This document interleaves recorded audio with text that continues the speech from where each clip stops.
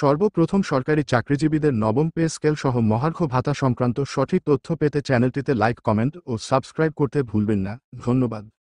আমরা আগামী 18 জানুয়ারি রোজ শনিবার সকাল 9 ঘটিকায় জাতীয় প্রেস ক্লাবে অডিটোরিয়াম চত্বরে আমরা একটি প্রতিনিধি সভার আহ্বান করেছি। সেই সভা সফল করার লক্ষ্যেই আজকের এই প্রস্তুতিমূলক সভা।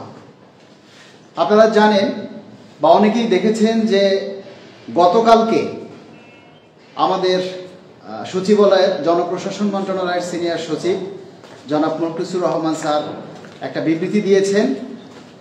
তিনি বলেছেন এরই মধ্যে কিন্তু 2টা মিটিং তারা করে ফেলেছে, 2টা মিটিং, তারপরে তাদের আলোচনা অন্তর্বর্তী যে আলোচনাগুলি সব কিন্তু কন্টিনিউ চলছে।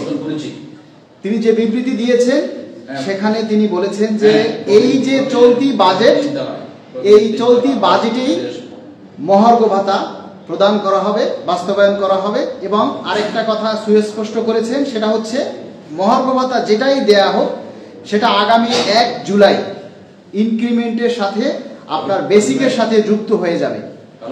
এই খবরটা শুনে অনেক কর্মচারীরাই স্বস্তি প্রকাশ করছে যে মহার্ঘ ভাতা যেটাই দেওয়া হয় সেটা আপনার বেসিকের সাথে যুক্ত হয়ে যাবে। এখানে যেটা স্বস্তি যেটা পাওয়া যায় তার সাথে আবার কিন্তু এখানে অনেকগুলি সমস্যাও দাঁড়িয়ে যায়। তিনি কিন্তু কত পার্সেন্ট দিবেন এরকম কোনো কথা কিন্তু উল্লেখ করেনি। তিনি এটা সাংবাদিকদের এগিয়ে গেছেন, বলেছেন এটা অর্থ মন্ত্রণালয়ের ব্যাপার। আর এখন যে সরকার, এটা হচ্ছে বৈষম্য বিরোধী সরকার, কর্মচারীদের মধ্যে বৈষম্য বিরোধী একটা সরকার বাংলাদেশে। বিশ্বের মধ্যে যতগুলি দেশ রয়েছে সেই সমস্ত দেশের মধ্যে একমাত্র বাংলাদেশেই সরকারি কর্মচারীদের বেতন ভাতার একটা বিশাল বৈষম্য, যেটা বিশ্বের আর কোনো দেশে নেই। তো সেই বৈষম্যই যদি আমাদের থেকে যায় তাহলে বৈষম্য বিরোধী আন্দোলন করে কি লাভ হলো? আপনারা দীর্ঘদিন থেকে পে স্কেলের জন্য আপনারা আশায় আছেন, আমরাও সেই 2015 সালের পর থেকেই কিন্তু এই পে স্কেল নিয়েই রাজপথে আছি।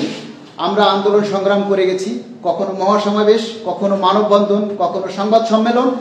অনেকেই বলেন আপনারা মহাসমাবেশ ডেকে সেটা বন্ধ করলেন।